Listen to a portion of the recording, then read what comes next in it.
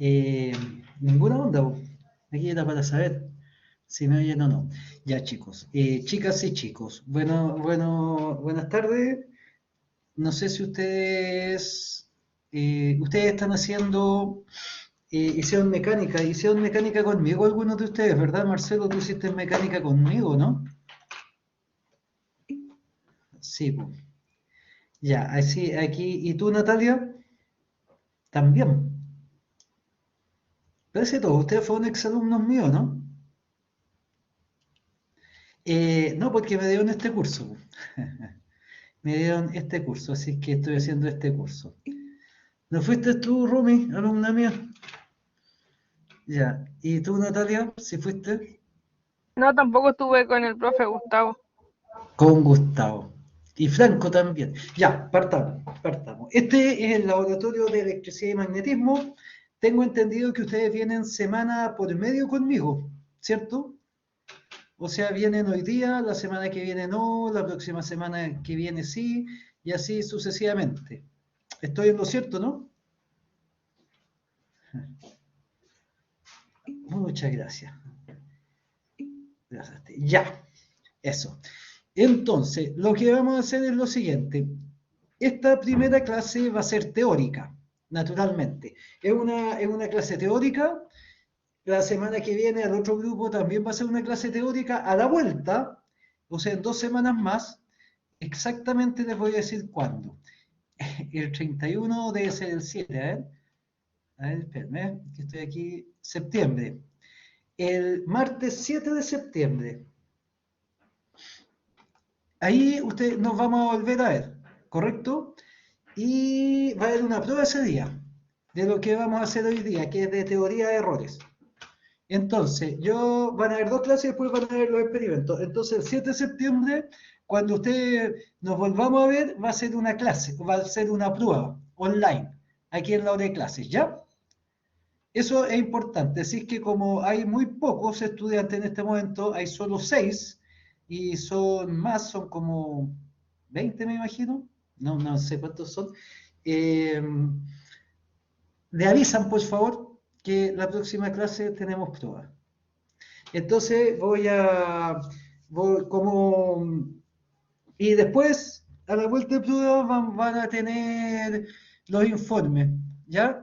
Yo les dejé el programa y les voy a subir, miren, voy a dejar de compartir aquí el video, porque pide muchos recursos, esto se está grabando, les voy a compartir aquí aplicación o pantalla. Entonces, voy a compartir aquí mejor toda la pantalla, ¿ya? Para que vean mi PC. Entonces,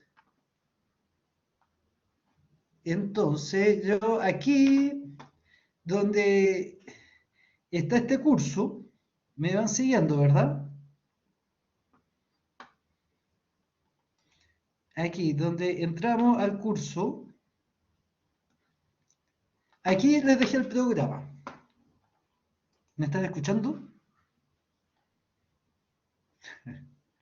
¿Sí me oyen o no? Díganme que sí para saber que están ahí, pues. Ya, aquí está, está el programa. A ver. Ahí me están diciendo que sí, ya, gracias. Entonces, tenemos el programa aquí del curso. Aquí está el programa del curso. Entonces, ustedes lo pueden ver.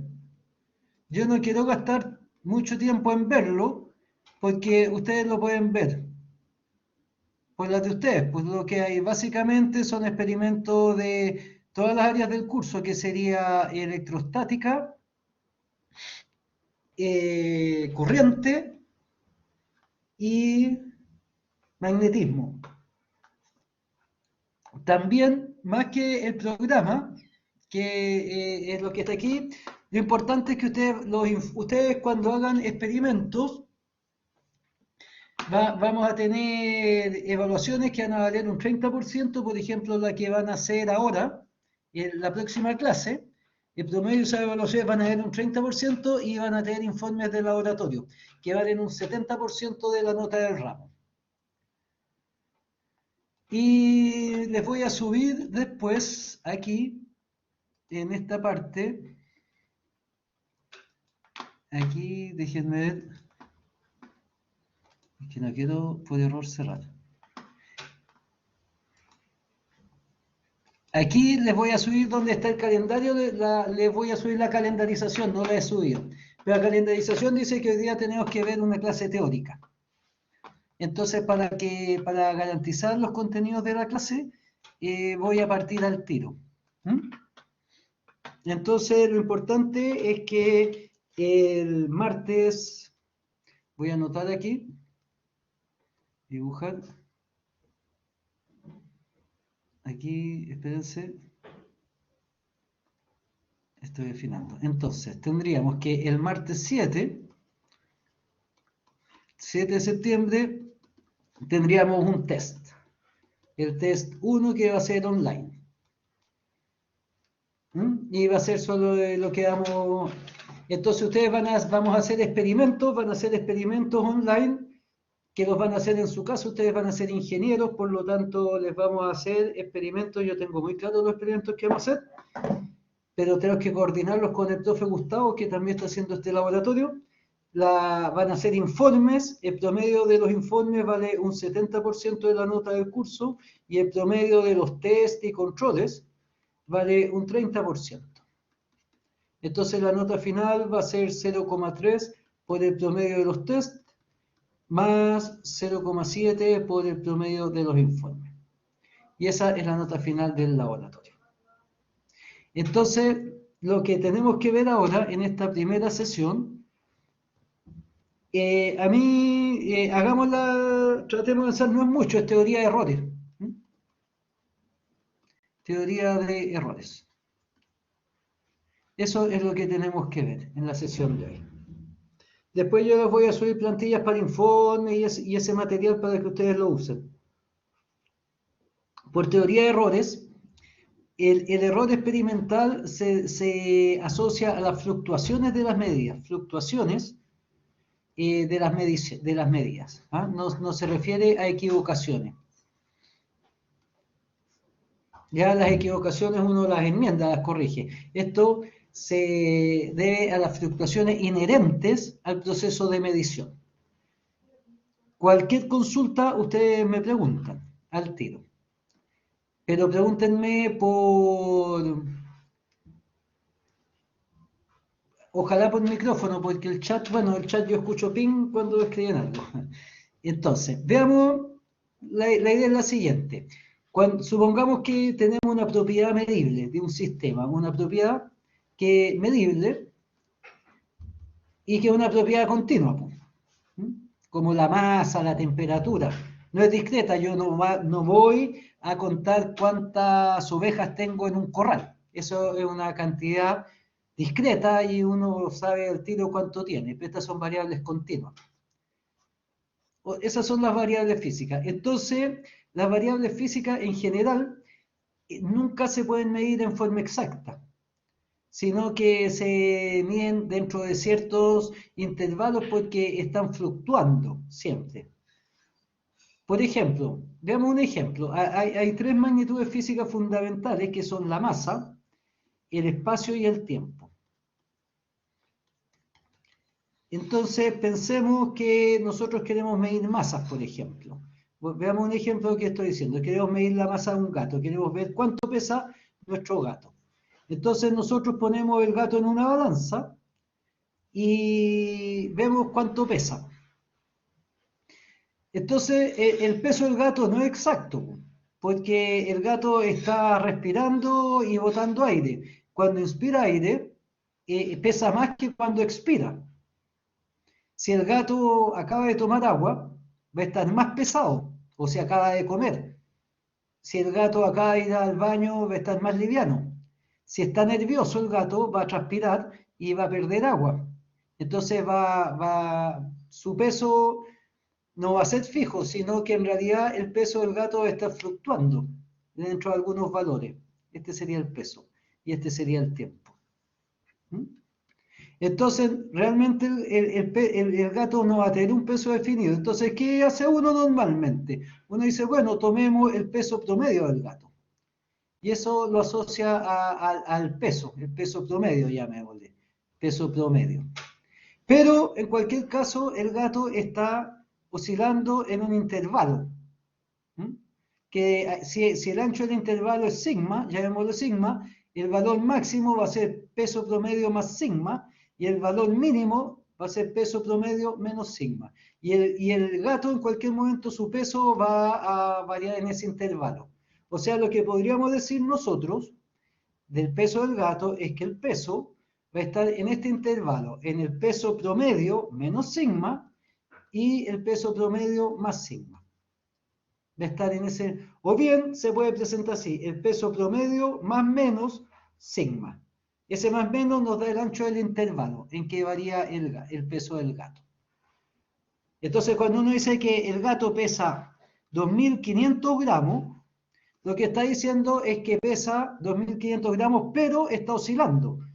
El peso realmente no va a ser de 2.500 gramos, sino que por la inspiración, expiración, ustedes se toman un vaso de agua y un vaso de agua les da al tiro entre 200 y 250 gramos de peso, al tiro. Cuando uno se pesa es mejor no tomar agua. Ya, ¿estamos claros hasta aquí? Entonces el peso del gato nunca va a tener un valor preciso, exacto, sino que va a ser siempre. Ahora uno podría decir, bueno, el gato es un ser vivo, pero eso no ocurre si pesamos un ladrillo, por ejemplo. Bueno, veamos el peso de un ladrillo. Tomemos un ladrillo común y corriente y lo ponemos en nuestra balanza y lo vamos a pesar. Pero resulta que el peso del ladrillo también varía, va a estar variando. ¿Por qué? Porque si ponemos aquí el peso del ladrillo, en función del tiempo, va a tener un valor constante, pero va a estar variando en torno a ese valor. Por ejemplo, si el día está húmedo, se le van a pegar moléculas de agua. Y va a pesar más. Si el día está seco, se va a evaporar el agua y va a pesar menos. Si la presión atmosférica es alta, le va a inyectar moléculas del aire al ladrillo. Si la presión atmosférica es baja, se van a liberar moléculas del ladrillo al aire. Entonces también el peso del ladrillo va a estar fluctuando, ¿se fijan? En torno a un valor medio. Entonces, en general, siempre las medidas experimentales están oscilando, están fluctuando en torno a un valor medio debido a diferentes factores. Esto en cuanto a la masa. Veamos, por ejemplo, los largos.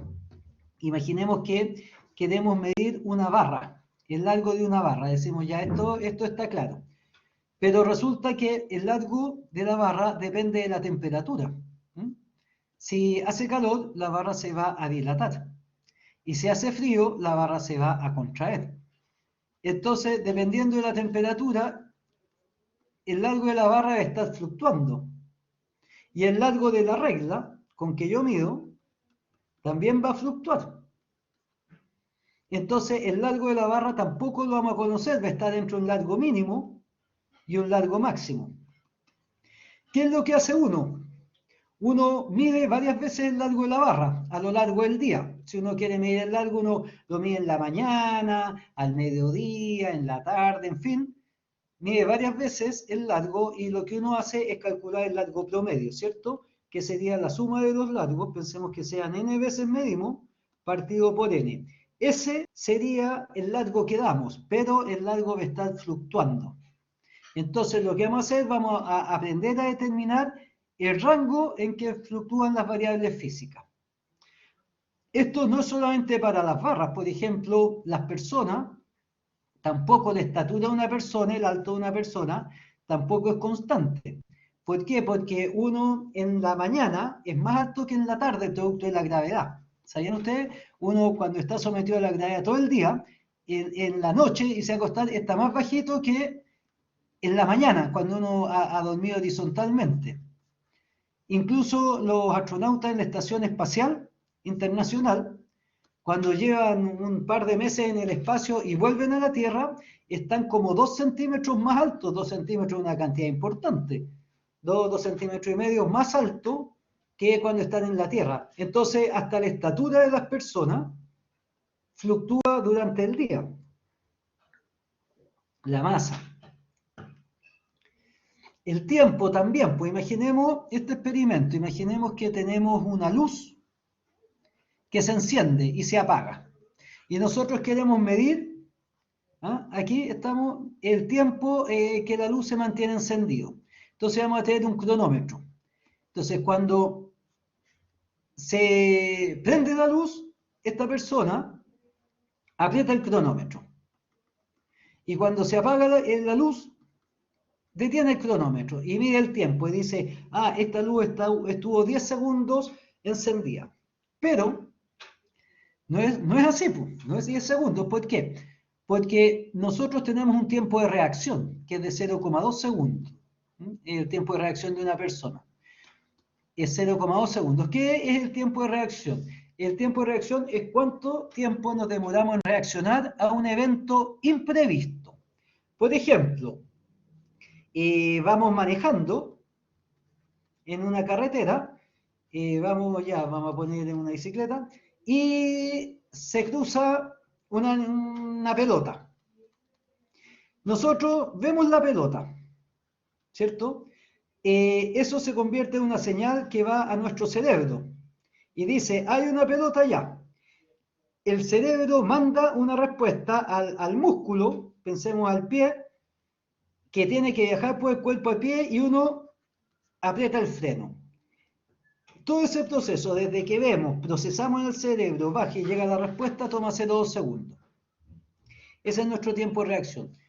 Una persona entrenada, por ejemplo, los deportistas que tienen que responder a los que corren cuando disparan, o la gente que practica artes marciales, en fin, ellos pueden llegar a reducir su tiempo de reacción 0,1 segundo. Pero las personas en general tienen ese tiempo de reacción. Entonces, ¿qué pasa? Si este es el eje del tiempo, cuando parte la ampolleta, nosotros tenemos 0,2 segundos dentro del cual reaccionamos. Y cuando se apaga, también vamos a tener 0,2 segundos. Entonces, el tiempo encendido va a estar dentro de un rango. Entre aquí o acá, ¿se fijan? Y la misma persona, midiendo el tiempo encendido de la misma ampolleta con el mismo cronómetro, va a medir diferentes tiempos. Medirá primero 10,02 segundos, después medirá 10,05 y así, porque las medidas están en un rango. Estas fluctuaciones aleatorias que tienen las medidas experimentales se llaman errores aleatorios. Los errores aleatorios son las fluctuaciones aleatorias de las medidas. Aleatorias de las medidas. Entonces, uno tiene la medida X, va a estar en un promedio y las medidas van a caer en torno a ese promedio. A veces van a ser un poco más altas, un poco más bajas y van a estar oscilando. Es como cuando el gato inspira o expira aire, o bajó la presión y perdió un poco de peso, o subió un poco la temperatura y se dilató, y después se enfrió. En fin, todo eso hace que las cosas, las medidas estén siempre variando en un intervalo. Entonces cuando uno presenta las medidas experimentales así, X más menos sigma. Sigma es lo que se conoce como el error, o la dispersión, la desviación también, se llama desviación. El error experimental o la desviación estándar, es lo que uno usa normalmente. La desviación de la media. Entonces, esto significa que la medida va a estar en el intervalo X menos sigma y X más sigma. Y así se presentan las medidas experimentales.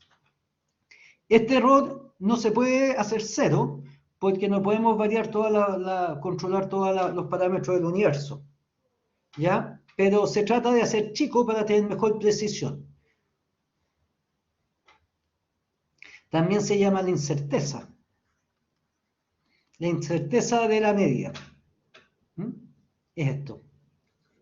Por ejemplo, si medimos una regla y decimos que mide 100 más menos 1 centímetro, el largo de un palo, significa que el largo va a estar comprendido en el intervalo 100 menos 1 hasta 100 más 1. O sea, este largo podría variar entre 99 centímetros y 101 centímetros. Y eso se abrevia así. Entonces, la desviación o la incerteza o el error experimental sería de 1 centímetro. A veces se habla del error porcentual. El error porcentual, si yo tengo x más menos sigma, el error porcentual es sigma partido por x por 100. Este sería el sigma porcentual. Por ejemplo, si yo tengo 100 más menos 1 centímetro, el error porcentual sería 1 dividido en 100 por 100, o sea, sería de un 1%. Y yo lo puedo escribir así también, 100 más menos 1%. Entonces, lo que interesa es sigma. La idea es que la precisión, el concepto de precisión, está asociado a sigma. Cuando sigma es chico, la medida oscila poco y está precisa, está bien determinada. Un 1% es una medida bastante satisfactoria en precisión. Sería precisa. Depende de la medida, el porcentaje. Nosotros no siempre uno puede garantizar un 1% de precisión. Entonces el concepto de precisión está asociado al sigma. Si sigma es mucho más chico que x, el error porcentual va a ser pequeño y la medida va a ser precisa. Esto es rango de variación, por ejemplo, viene del lenguaje. Pues, por ejemplo, si ustedes me dicen, ¿sabe? Me quiero comprar un auto X. ¿Cuánto vale ese auto X? Si yo digo, mira, ese auto debe costar unos 6 millones, 6 millones 200, más o menos. Es un buen dato, pero si yo digo, mira, ese auto debe costar entre 4 millones y 8 millones, es bastante impreciso, pues, el dato. ¿Cierto? Porque aquí si yo digo que hay entre 4 millones y 8 millones, el rango es muy amplio, cuesta. En cambio, si yo digo entre 6 millones y 6 millones 200, el rango es más chiquitito. Entonces aquí el valor fluctúa en un intervalo más chico. Entonces es más preciso. Entonces el concepto de precisión está asociado al intervalo en que varía la medida experimental. ¿Está claro? Oigan. ¿Está claro, no? Sí, profe. Ya, gracias. Sigamos entonces. Ya, ese es el primer incerteza, error aleatorio. Hay otro error que se llama error sistemático. Y este error sistemático, no es aleatorio, no es el que vimos. Está asociado normalmente al instrumento o al método que se usa. Depende del instrumento, un instrumento malo o un método malo. Y corre sistemáticamente los resultados en un sentido. Esto corre sistemáticamente los valores en un sentido. Valores en un mismo sentido. Por ejemplo, un reloj que adelanta. Ejemplo, un cronómetro que adelanta. Cronómetro que adelanta. Entonces, como adelanta, va a correr todos los medidos más. Pues si yo en lugar de medir 6, me va a medir 8. Porque adelanta. Entonces, todos mis resultados van a estar en torno a 8, cuando deberían estar en torno a 6. Entonces, este sería el valor medido y este sería el valor real. Pues. Entonces, se corren todas las medidas, ¿se fijan? No oscilan aleatoriamente, sino que hay una tendencia. Una balanza, por ejemplo, tenemos una balanza que cuando no se tara marca 1 kilo. Cuando no tiene carga marca 1 kilo. Entonces, cada vez que medimos algo, le va a cargar 1 kilo. Entonces, si una persona se sube y pesa 60 kilos, le va a marcar 61 kilos, porque cuando no tiene carga, marca 1 kilo. Ese es un error sistemático, porque todos los valores van a quedar correr 1 kilo. Estos errores son difíciles de determinar, porque ¿cómo uno sabe si un reloj adelanta? Tiene que compararlo con un reloj patrón. Pero por eso uno compara con patrones. Con un reloj que por definición no adelanta, que esté bien hecho. Eso se llama calibrar. Calibrar es comparar con un patrón. Comparar con un patrón. Yo puedo tomar también una pesa patrón que me dicen que es 1 kilo y la pongo en mi balanza. Y si en mi balanza mide 2 kilos, significa que está poniendo 1 kilo de más. ¿Se fijan?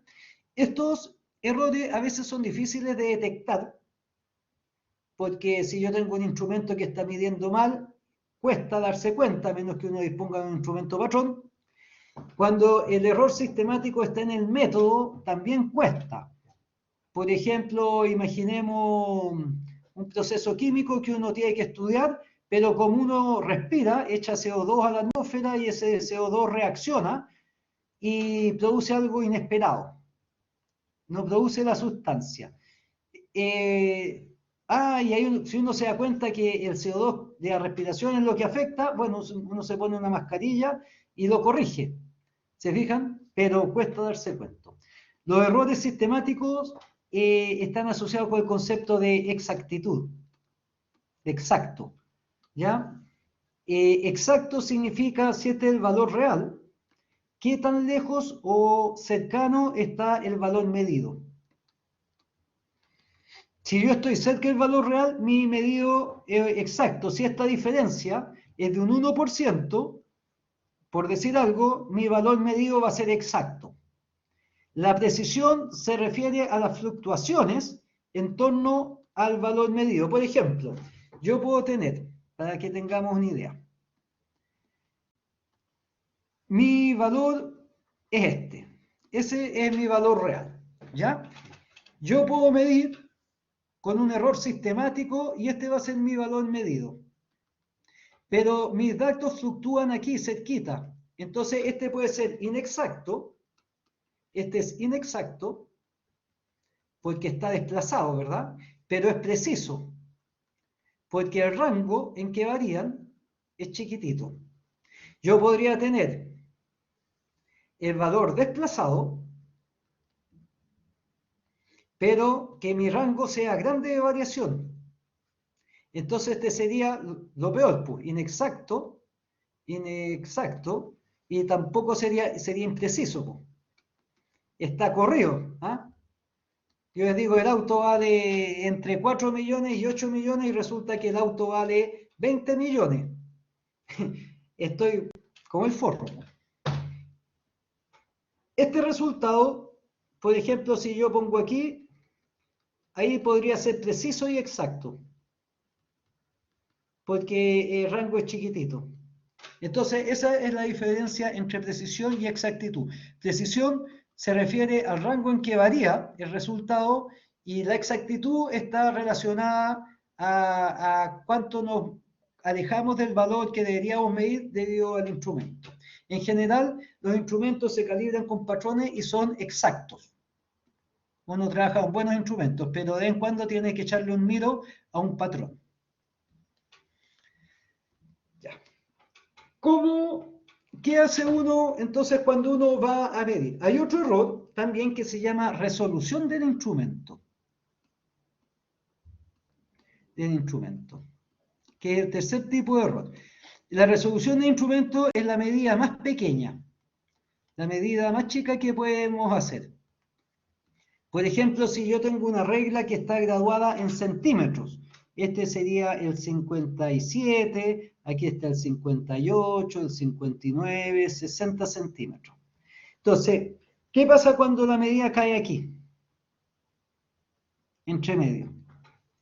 Yo no la puedo leer, porque no puedo, yo podría inventar un valor y decir esto es como 51, pero no está graduado. Yo lo único que podría decir que está entre el 57 y el 58. Entonces yo puedo decir, la resolución de instrumento es la medida más chica, más pequeña, dividido por 2. O sea, aquí sería de medio centímetro. Si esto es 1 centímetro, sería en este caso de 0,5 centímetros, que la medida más chica es de 1 centímetro. ¿Qué significa? El 57, aquí estaría variando nuestra medida entre 57 más 0,5 y entre 57 menos 0,5 sería esto.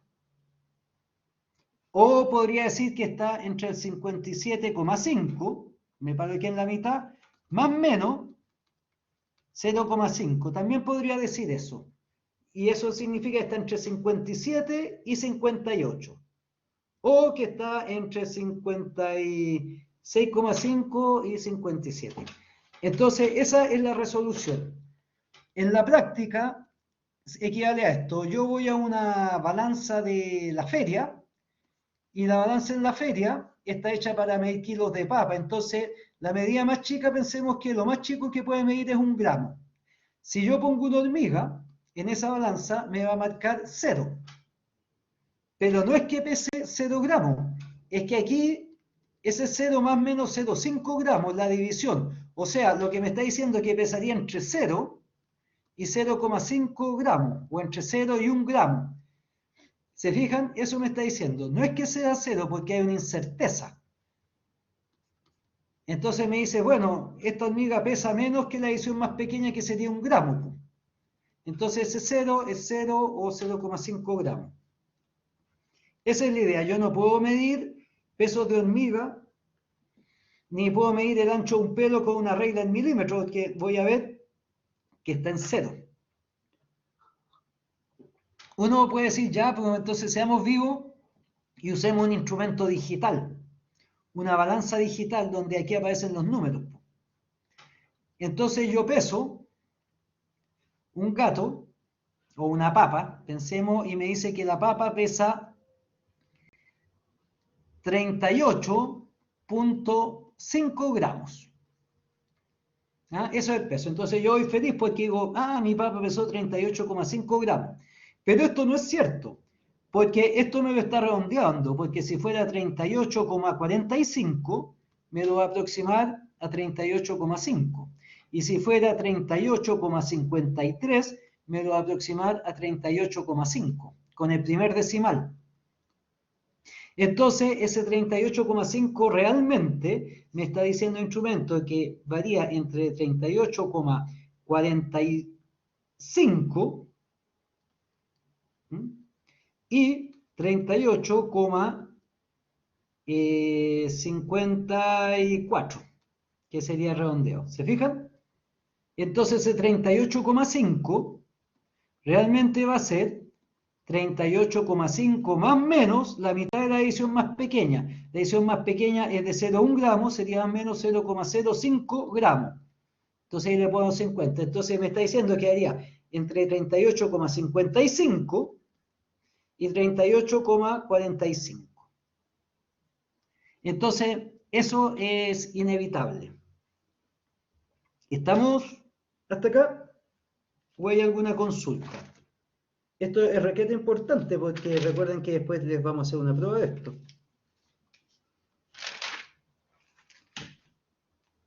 Hoy día tenemos clases como hasta las 6 y tanto. Tenemos tiempo. Ya, ¿hay consultas hasta aquí?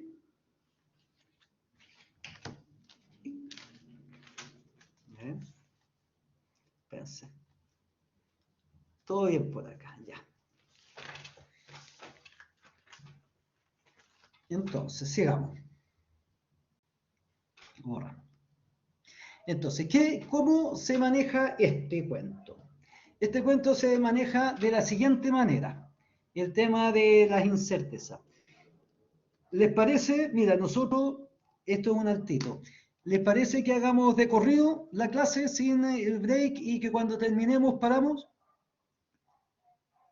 ¿O quieren que hagamos el break cuando sea y después continuamos? Porque no es muy larga la clase de hoy. Yo la haría en una. ¿Qué dicen ustedes? De corrido, mejor, ¿cierto? Sí. Sí, yo también, si no es tan difícil. Miren, ya, démosle entonces. Y no queda tanto. Entonces, ¿qué hace uno? Lo que uno hace, primero, es medir varias veces una variable. Lo que sea. Yo una variable X la mido. Mido una vez, mido dos veces, mido n veces. ¿Mm? La variable más representativa es el promedio. ¿Cierto? El promedio, que sería la suma de los x sub i desde i igual 1 hasta n, partido por n, que es x1 más x2 más xn partido por n. Ese es el promedio, ese es el valor representativo. Ahora, ¿cómo determino el sigma? El sigma para describir x más menos sigma, que es el intervalo en que varían. Sigma se llama desviación estándar. Desviación estándar. Y la fórmula se las voy a dar como fórmula así nomás. Después se las voy a explicar, es la siguiente.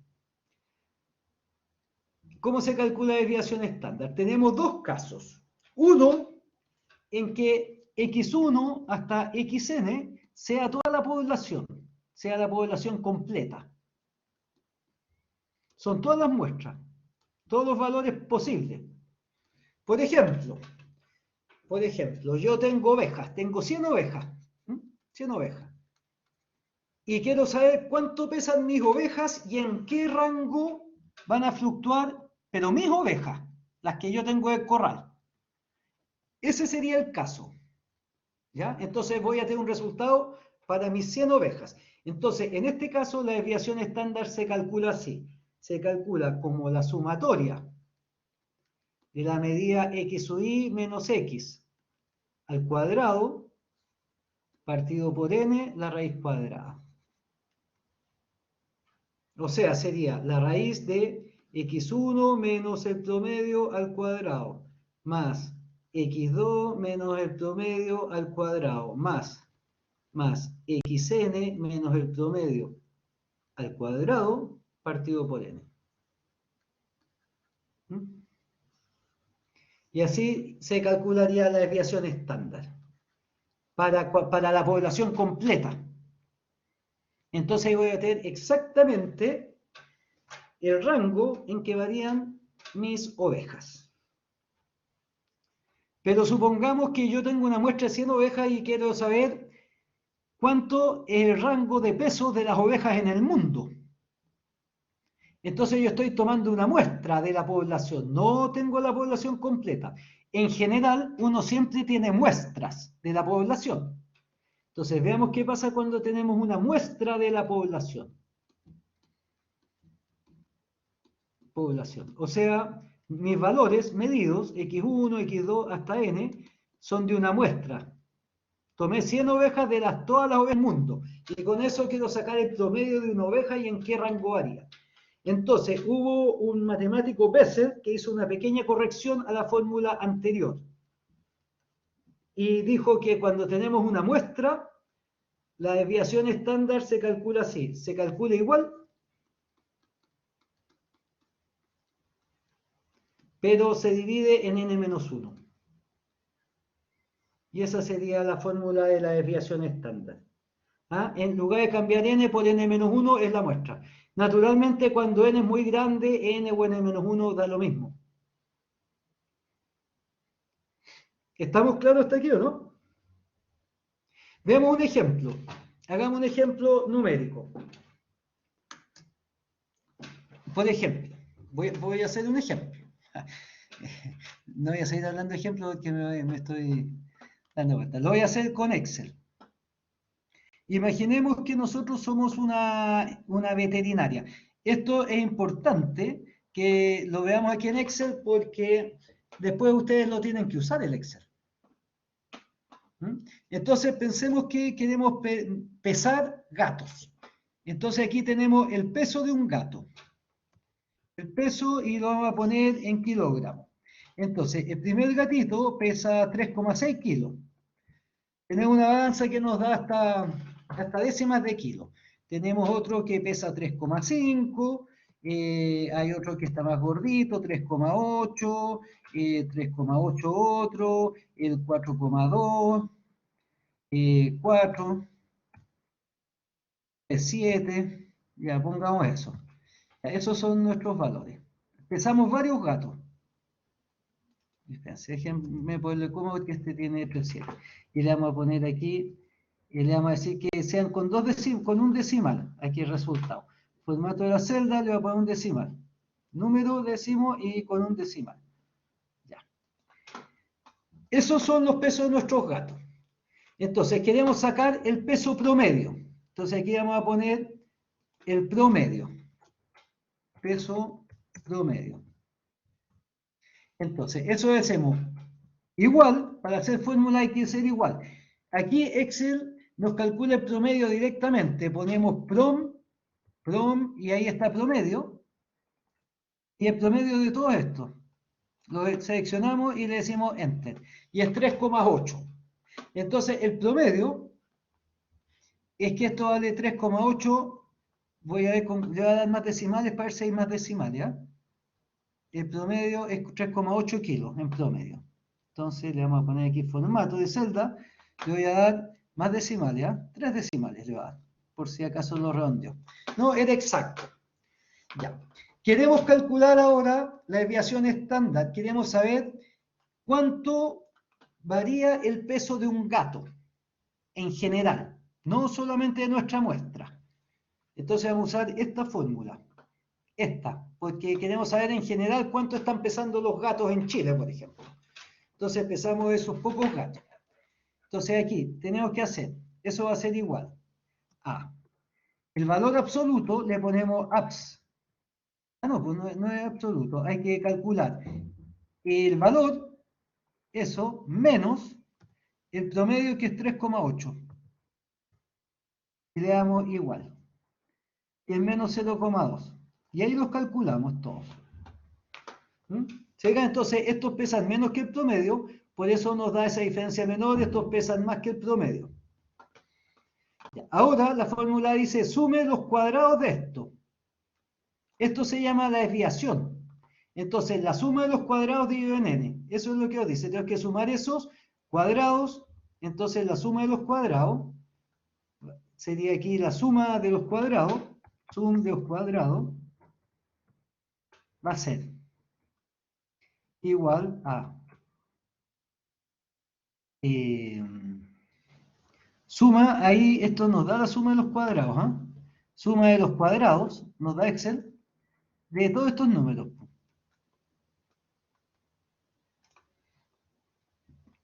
Y ahí 0,34. Eso es lo que suma ese al cuadrado. Lo podemos verificar aquí.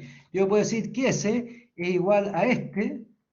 Le pongo aquí ese gorrito, ¿eh? Que aparece ahí al cuadrado. Igual, este me da 0 porque esto está con pocos decimales. Pues le vamos a poner más decimales. En formato de celda vamos a poner número con más decimales. Le vamos a poner 3 decimales. Que nos muestre 3, ¿ya? Y lo corro para abajo, para que copie la fórmula de las casillas que están al lado. Y si yo hago la suma de todo esto, es igual a la suma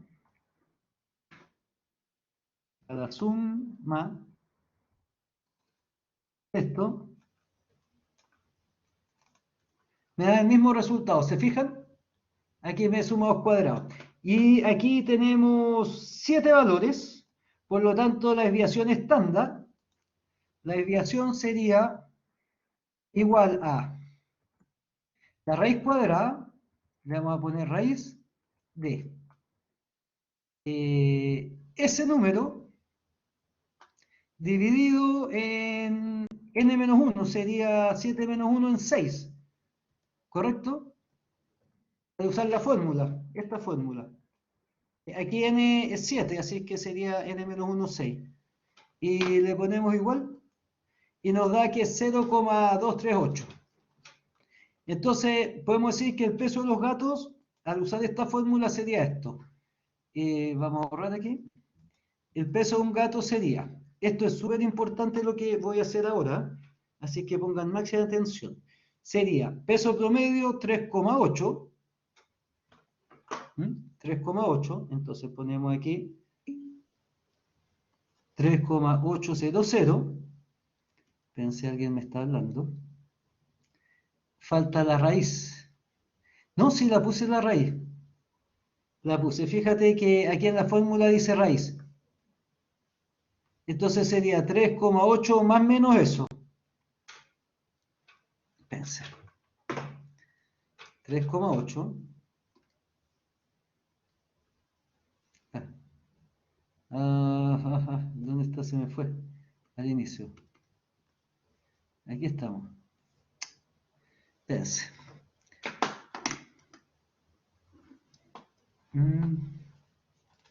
Ahí está, ya.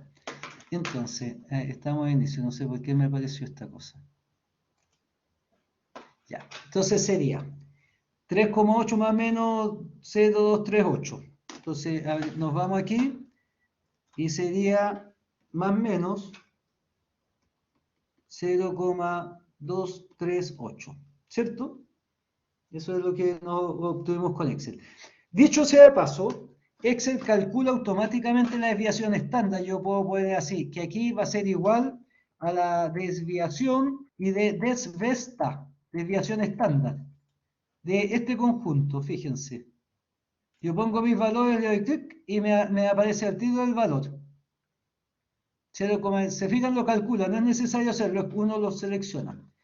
Entonces, ¿cómo se procesan estos datos? Mi peso del gato, yo diría, en general los gatos van a pesar 3,800 más o menos 0,238. Este rango es el error, es la incerteza. La incerteza es decir, mira, mis datos varían más o menos en este rango. Pero esto es una idea aproximada. Esto viene de la distribución gaussiana que vamos a ver a continuación. De la distribución gaussiana. Entonces decir más o menos dónde está la mayor parte gaussiana, los 2/3 de la información está en la desviación estándar. Y ahí uno dice, esto representa todo, pero uno podría ser un poquito más lejos, un poquito más cerca, y eso cambiaría. En realidad es como decir, mira, ¿dónde termina una nube? Claramente el límite de la nube no está definido, o decir, ¿dónde termina Santiago? Yo no puedo decir Santiago termina en esta línea. Si me paro aquí, estoy en Santiago, y si me paro aquí, salí de Santiago. El fin de Santiago, obviamente, no es algo claro, es una región. Entonces, por la misma razón, este error no puede tener más de un número distinto de 0, porque es como una aproximación de decir dónde es el intervalo. Entonces, puede tener solo un número distinto de 0. Entonces, como es 0,238, se aproxima a 0,2. Tiene que tener solo un número distinto de 0, una cifra significativa. Si hubiera sido 0,268, lo habríamos aproximado a 0,3 por el 6. Siempre que uno aproxima, mire el número que está antes. Si es menor que 5, queda tal cual el número, aquí es 3. Pero si fuera mayor, se aproxima al de arriba. Entonces, nuestro valor sería 3,800 más menos 0,2. Ahora, una vez que uno fijó la incerteza o el error, tiene que ver cuántos decimales. Y mi número no puede tener más precisión que la incerteza. ¿Ya? Quieren decir, mira, vinieron como 1001 personas al recital. Ese 1001 personas, ese 1 no tiene ningún significado. Uno dice, vinieron como 1000 personas al recital, pero no 1001, ese 1 no tiene ningún sentido. Entonces, el número no puede tener más precisión que su error. Por lo tanto, si la incerteza tiene un decimal, uno tiene que parar en el primer decimal. Y usando el mismo criterio para redondear, y uno diría que el peso del gato es 3,8 más o menos 0,2 kilogramos. Y ahí se presenta bien. Se presenta tiki-taka. ¿Quedó claro? Siempre con solo un número distinto de 0. Entonces, con esto estoy diciendo que los gatos pesan entre 3,6 y 4 kilos.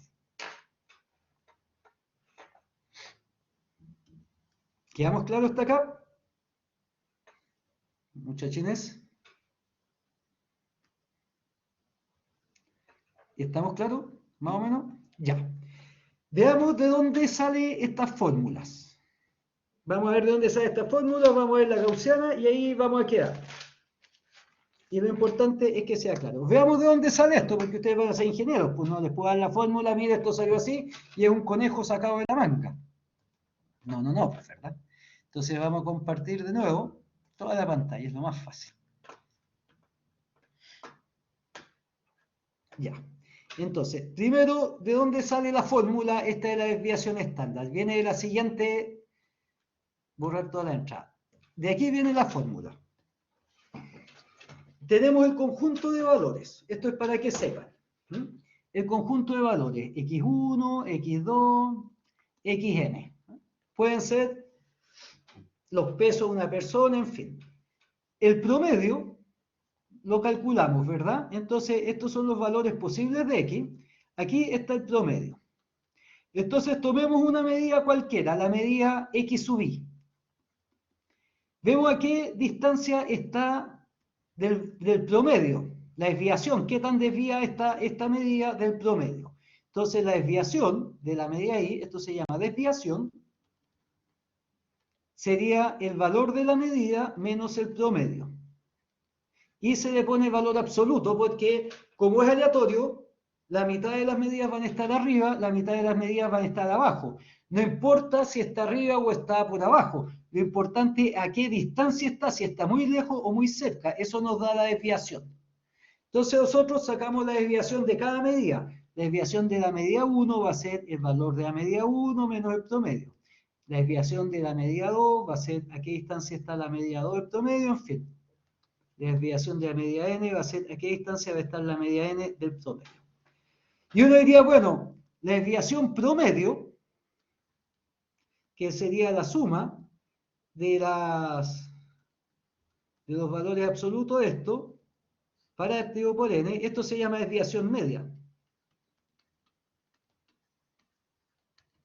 Sería el promedio de las desviaciones, pues nos dice en promedio qué tan desviados están los números del promedio y nos daría el sigma. Nos daría el sigma. Pero esto tiene un pequeño problema, esta fórmula, que si bien está buena, resulta que no podemos hacer cálculo con ella porque el valor absoluto, ustedes saben que no es diferenciable, pues no se puede derivar, no es una función derivable. Entonces, si yo quiero, por ejemplo, ver cuáles son las variables que más afectan mis resultados para optimizar y mejorar la resolución, en fin, no puedo hacer cálculo, no puedo derivar. Entonces uno dice, bueno, hagamos algo. En lugar de calcular el promedio de las desviaciones con el valor absoluto, calculemos el promedio de los cuadrados y le sacamos raíz. Sacamos el promedio de los cuadrados y a esto le sacamos raíz. Y ahí no hay problema porque la raíz es derivable, los cuadrados son derivables también. Y esta función es derivable. Y esto es la desviación estándar. Y ese n-1 que hace cuando hay una muestra, de ahí viene esta fórmula. Lo que pasa es que cuando esto viene de las estadísticas, lo vamos a ver a continuación. Uno tiene las medidas.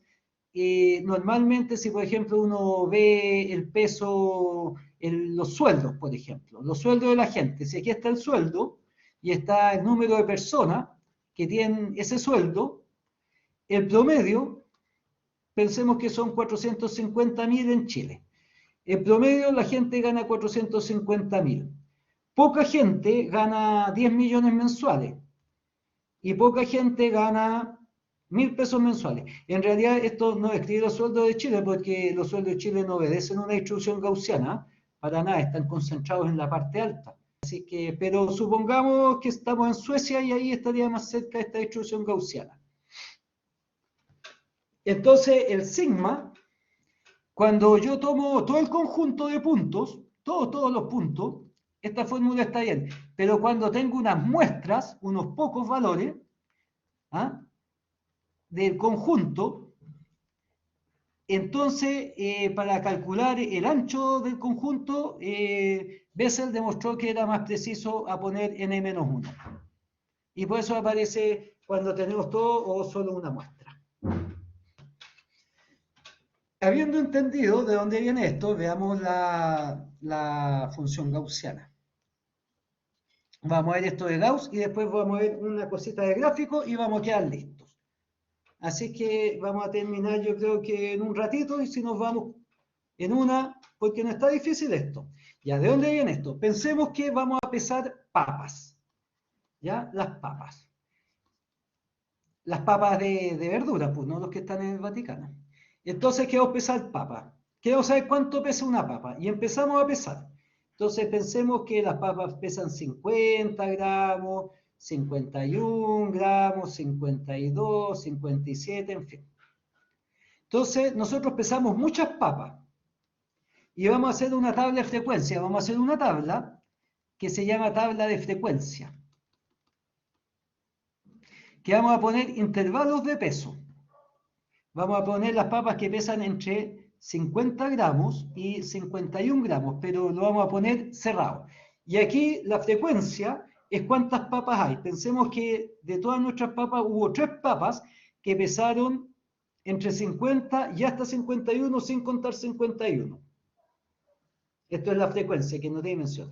Después, entre 51 cerrado, aquí tiene que ser abierto o cerrado para no contar 2 veces el 51. Pues. Las papas de 51 gramos pesa aquí.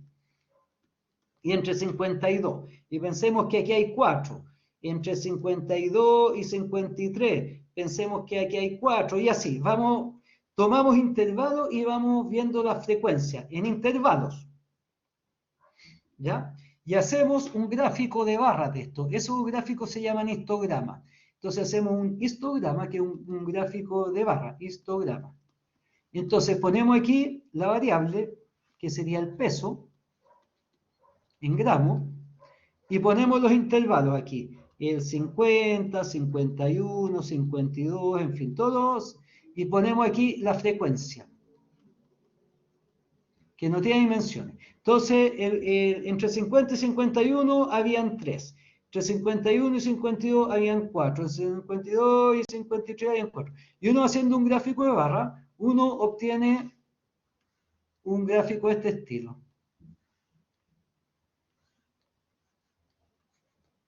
Que este es el gráfico típico que representa la función de Gauss. La envolvente de este gráfico es la gaussiana. Y mientras más delgados sean los intervalos y más puntos tomemos, más se va a acercar a la función gaussiana. El promedio, estaría aquí en el valor más alto. Este sería el promedio.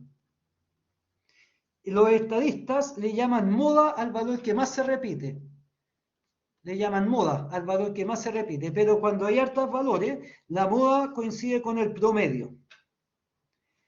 El sigma, la desviación estándar, es el intervalo, aquí, donde el 68% de las medidas caen. El 68%, me explico. Si yo tengo, por ejemplo, una gaussiana que son los pesos de los gatos. Esto yo hago aquí, este sería el peso del gato. Y aquí estaría la frecuencia de la veterinaria. Entonces yo peso 3,8 kilos. Y mi desviación era de 0,2 kilos. Entonces, esto significa que entre 3,6 y 3,8, que sería este rango, el 68% de los gatos va a tener ese peso. O sea, si yo tomo 100 gatos, 68 van a estar aquí.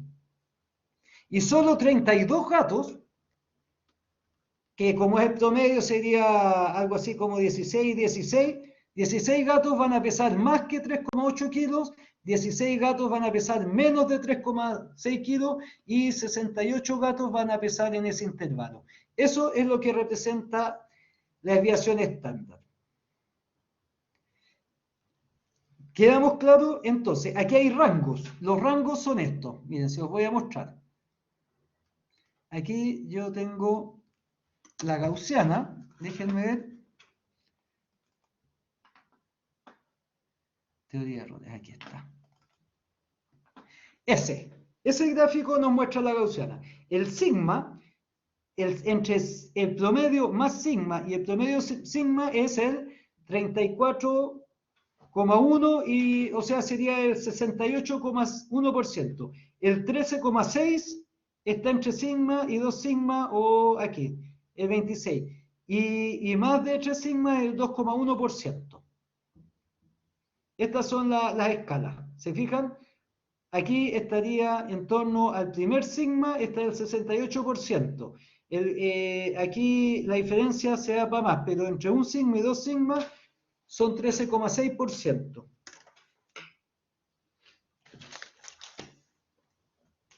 Me explico, por ejemplo, para que se entienda.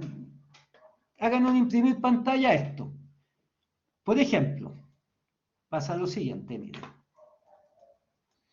Imaginemos que medimos la estatura promedio de los chilenos, ¿ya? De los chilenos, de los hombres chilenos. Estatura promedio. Y se miden hartas personas, hartos varones, se calcula el peso, la estatura promedio, pensemos que sea 1,75 m, se calcula la desviación y son 5 centímetros. O sea, yo digo que son la estatura promedio del chileno es 175 más menos 5 centímetros. O sea, lo que estoy diciendo es que la estatura promedio va a estar entre 1,70 m y 1,80 m, de todo Chile. Lo que me está diciendo es que el 68% de los chilenos van a estar en este rango. Si yo tomo 100 chilenos, ¿ya? Entre 1,70 y 1,80 van a haber 68%. El 13,6% va a estar arriba y el 13,6% va a estar abajo, decía la gaussiana. O sea, entre 1 metro y 1,85 m van a haber, de estos 68, van a haber como 14 chilenos que van a estar en este rango, de los 100. Y entre 1,65 m y 1,70 van a haber también 18 chilenos, el 18%. O sea, yo de 100 chilenos que tome, 68 van a estar en el rango con sigma. El 13,6%, que es casi el 14%, va a estar en el intervalo X, sigma y X, 2 sigma.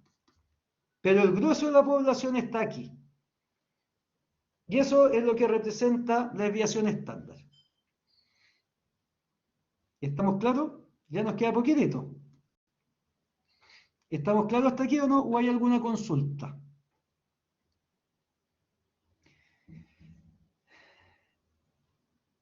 ¿No hay consultas? Ya. ¿Qué pasa con los gráficos ahora? Ya, vaya al médico. Después Romy ve la clase. No hay problema. Pero tiene que estar sanita. Ya, vamos ahora a... Chao. Vamos ahora a los gráficos.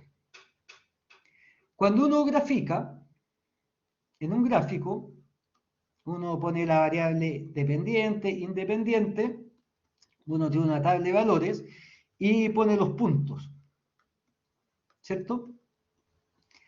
Los X, cuando tienen incerteza, uno los pone con barritas así, los rangos en que varían, que sería el valor de X más menos sigma X. Y los Y también, cuando tienen barritas, uno los pone con barritas así, en que pone los rangos de incerteza. Entonces, para cada punto este sería el I máximo y el I mínimo, cuando tienen una incerteza. Entonces, los gráficos con incerteza, uno les pone la incerteza. Entonces, esto lo hace Excel también. Excel les voy a mostrar cómo lo hace. Vamos a irnos aquí. Hagamos un gráfico, por ejemplo. Vamos a graficar X y vamos a graficar Y. Entonces, los valores de X los vamos a hacer 0, 1, 2, 4, 8 y 12. Los valores de Y, vamos a poner 0,1, aquí lo voy a inventar un poco. Esto debería ser multiplicado por 2. Entonces sería 2, pero le voy a poner 1,9 para que haya, este sería un 2,1, fluctuaciones. Eso que son valores experimentales. O sea, ese debería ser de arriba 4,1 o 4,2, este le vamos a poner, este sería 8, le vamos a poner 7,9, ese sería 16, le vamos a poner 16, y ese sería 12, le vamos a poner 24, 23,3. Ya pensemos que esos son nuestros valores experimentales. Entonces, si los queremos graficar en Excel, nosotros los seleccionamos y los vamos a insertar aquí, en insertar,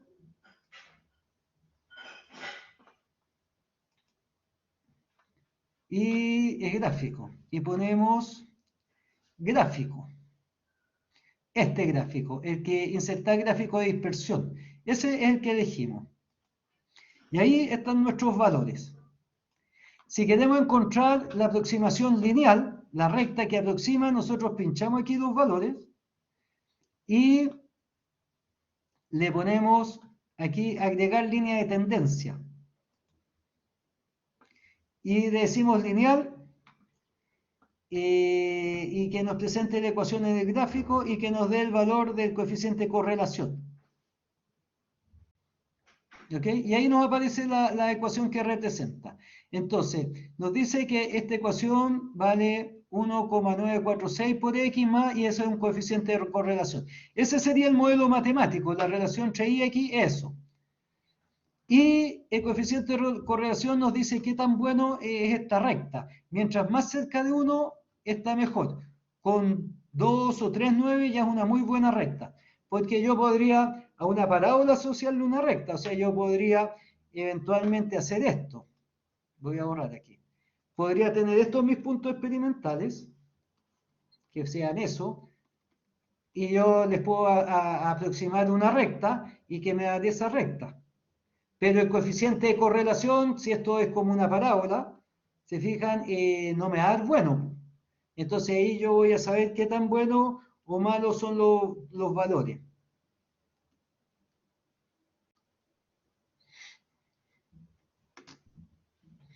¿Ya?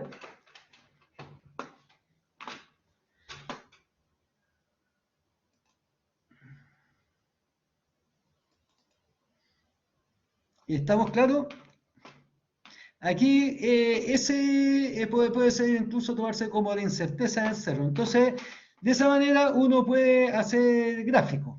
También en Excel se pueden incluir las medidas experimentales. Uno puede incorporar en el gráfico, veamos, se pueden incorporar las medidas experimentales, la incerteza. Hay que buscar dónde están.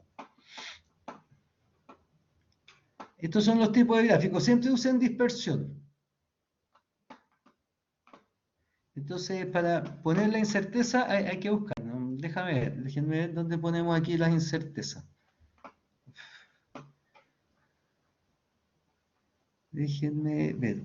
Hay que buscar por aquí. Bueno, es que eso depende también del tipo de gráfico. Agregar elementos de gráfico. Aquí parece que es. Título de eje. Aquí, barras de error. Entonces, ustedes se meten en gráfico y se meten a agregar elementos de gráfico y barras de error. Entonces, pueden hacerlo por desviación o porcentaje. Lo vamos a poner por porcentaje.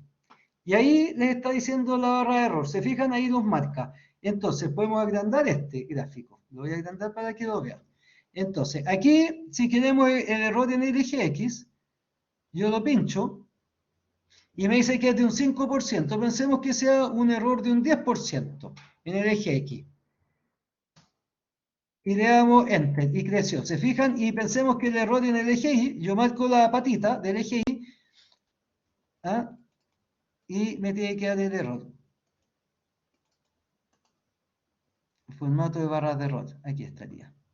Entonces le ponemos, por ejemplo, que sea un 10%.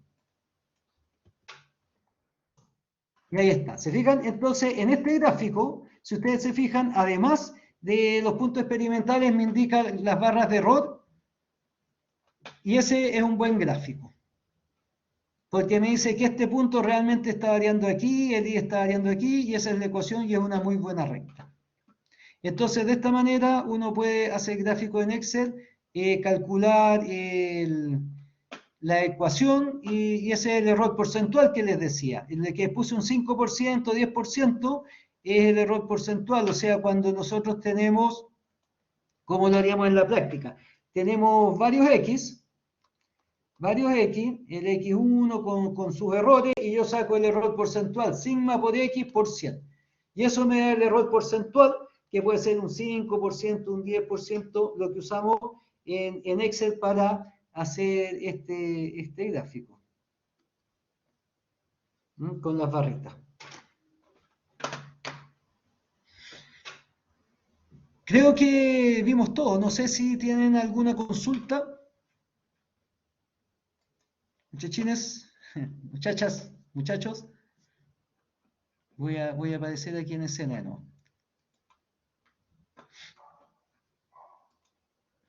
Ya, me gustaría ver si está todo claro, si hay alguna duda, consulta. Esto es lo de teoría de errores. Ya, excelente.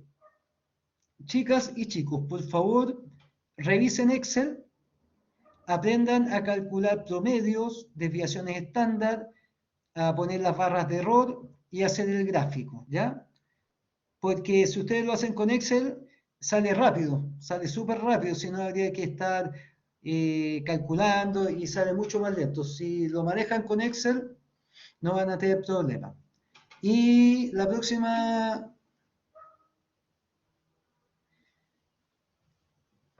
Bueno, ustedes lo van a hacer, no sé todavía, pero si tienen Excel, usen Excel, pues. Si tienen calculadora, usen calculadora, y si tienen Excel, usen Excel. Pues yo usaría Excel si tuviera que dar una prueba. Obvio, si me hace el modelo, me hace todo, está re bueno. Pero ya les enseñé cómo usar Excel, pues. Lo básico. Ya, pues. Por favor, háganlo para que partamos bien y se saquen un sietazo. ¿Ah? Y ahí van a estar contentos con el curso. Y si a uno le da bien, uno está contento, le da de Profe, falta. Dígame. ¿en dónde se sube la tarea? ¿En dónde está la pauta del trabajo, la prueba? A ver, todavía no hay nada de eso, Fernanda. Entonces, Fernanda, ¿cierto? Sí. Ah, ¿no es que haya El, un informe para la próxima clase? No, para la próxima clase ustedes van a venir a dar la prueba. Entonces nos vamos a reunir aquí y yo les voy a decir, miren, aquí les voy a decir, juntémonos, vayamos a tal parte y esta es la prueba, háganla. Y ustedes se van a meter y la van a hacer online. Entonces Pero eso va se a hace en ser la el próxima día, clase. sí, va a ser la próxima clase, va a estar lista la prueba. Igual que cuando hacían en mecánica las pruebas, aquí va a ser lo mismo historia. Pero va a ser de esto. Ah, pero se me olvida algo. Ah, no se vayan todavía. Algo muy importante. Uy, uy, uy, uy. No, nos quedan, bueno, es tempranito todavía. ¿Cómo comparamos medidas experimentales, po? Ya. Aquí ya. 2 segundos más. Comparar medidas experimentales. Uy, qué bueno que me acordé porque para la prueba esto compartir aplicación o pantalla, miren. Sí, profe, menos mal. Sí. Ya. Ya. Vamos aquí de vuelta. La idea es la siguiente. ¿Cómo podemos comparar medidas experimentales? Por ejemplo, si yo digo que yo mido una puerta y veo que esta puerta mide 100 más o menos 2 centímetros y yo tomo una mesa y la mesa mide 99 más o menos 1 centímetro. Y yo quiero saber si esta mesa cabe por la puerta o no. Para que quepa tendría que ser menor o igual que la puerta. Y la puerta resulta que está midiendo entre 98 y 102 centímetros y mi mesa está midiendo entre 98 y 100 centímetros. ¿Cómo puedo saber si son lo mismo? Esa es la idea. O alguien pesa un gato y después yo lo peso otro veterinario y cómo sabe que es el mismo. Bueno, la idea es la siguiente. Pensemos que tenemos dos medidas, la medida A va a ser una medida con su error sigma A. Y tenemos una medida B, que va a ser B más menos sigma B. ¿Cuándo podemos decir que A es igual a B? Bueno, A va a ser igual a B cuando la distancia entre las dos medidas sea menor que la incerteza de A y la incerteza de B. Ahí van a ser iguales. Por ejemplo, si yo digo que el largo es 100 más menos 2 centímetros, el largo de la puerta, y mi mesa es 99 más menos 1 centímetro, entonces la distancia entre A y B sería 100 menos 99, eso es 1 centímetro, ¿verdad? Y eso es menor o igual que 2 y que 1.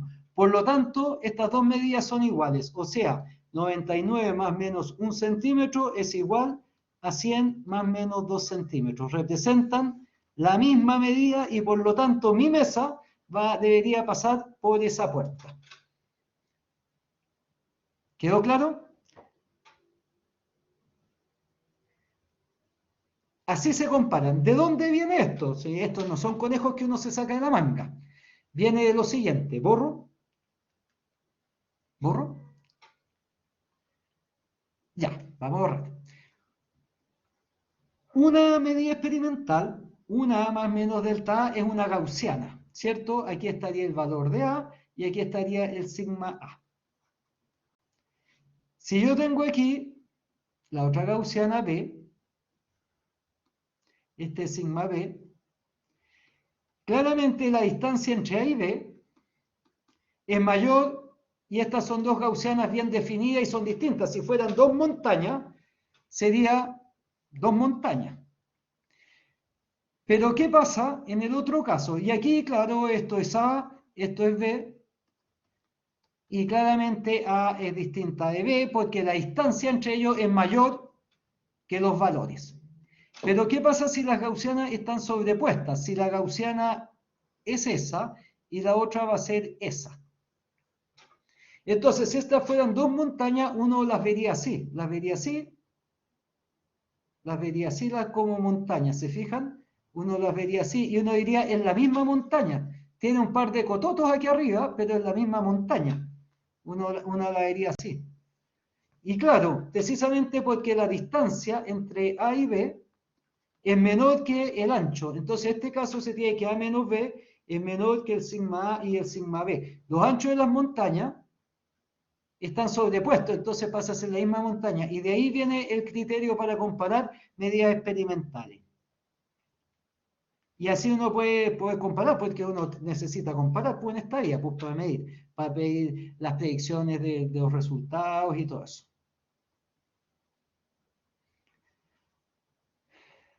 Ahora, ¿cómo uno hace cálculos con medidas experimentales? Por ejemplo, hay varias maneras. Por ejemplo, yo tengo el radio de una rotonda y el radio me dicen que es 10 más menos 1 metro. ¿Cómo yo puedo calcular el área de la rotonda? Que es pi por r cuadrado. Hay varias maneras. Hay varias maneras de hacerlo. La manera más fácil es cuando yo tengo una función de x y tengo x más menos sigma. Yo calculo el valor máximo evaluando en x más sigma. Calculo el valor mínimo evaluando en x menos sigma. Y la incerteza de esta función va a ser la diferencia entre los valores f de x más sigma menos f de x menos sigma partido por 2. Así uno calcula el valor. Por ejemplo, esta es la manera más fácil, se puede hacer con cálculo, se puede hacer de muchísimas maneras. Por ejemplo, miren, tenemos que calcular el radio de una rotonda. Y medimos el radio y es 10 más menos 1 metro. Entonces, calculemos el área más, que va a ser pi, por el radio al cuadrado sería 10 más 1. Y el área menos, que sería pi, por 10 menos 1 al cuadrado. Entonces sería pi por 11 al cuadrado, ese sería pi por 11 cuadrado, y esto sería pi por 9 cuadrado. Entonces sería el de arriba 11 al cuadrado por pi, nos daría 380,1. metros cuadrados. Ese sería 81 por pi. El otro valor me daría 254,4 metros cuadrados. Entonces, la desviación en la incerteza en el área, a más menos a menos, partido por 2, va a ser, habría que ser, sería 380,1 menos 254,4 igual dividido en 2 me da 62,85 metros cuadrados, ¿cierto? Entonces, y el área sería pi por 10 al cuadrado, sería pi por 100 sería 314 metros cuadrados, porque ahí lo hago con el valor que está en medio. Entonces, esto lo saco para el error. Entonces, el área quedaría así escrita. Esta es la forma más fácil de evaluar en los valores sumados y en los valores restados de la incerteza. Entonces, el área, uno la escribiría así. Sería 314 metros cuadrados más o menos 62,85 metros cuadrados. Nuevamente hay que arreglar aquí la incerteza, pues la incerteza no puede tener más de un número distinto de 0, entonces tendríamos que dejarla en 60. Esto se aproxima a 60, ¿cierto? A 60. Entonces sería 314 más menos 60 metros cuadrados. Como tiene que ser un número distinto de 0, factorizamos por 10. Podemos factorizar por 10 para que os quede con un número distinto de 0. Entonces sería 31,4 más menos 6 por 10 metros cuadrados. Y ese hay que redondearlo porque si la incerteza está aquí, entonces no puede tener más precisión. Entonces sería 31 más menos 6 por 10 metros cuadrados. Y esa sería el área de nuestra rotonda. Así se calculan las áreas cuando hay incerteza.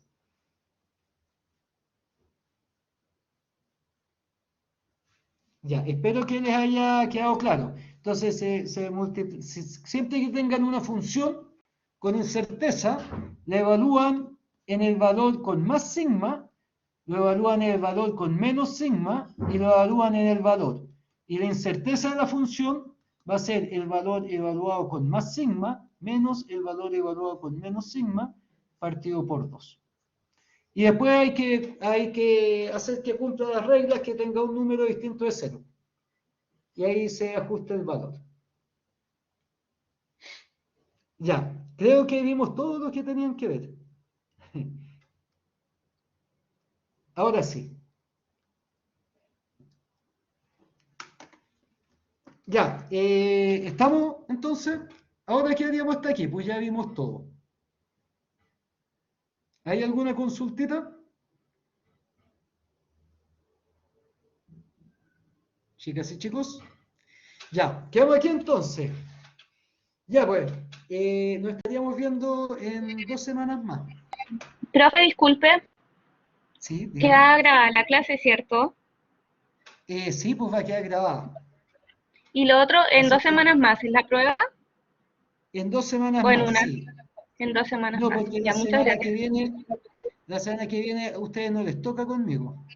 Claro, es el otro grupo. Es el otro Chao, grupo. profe, que esté ¿Ya? bien.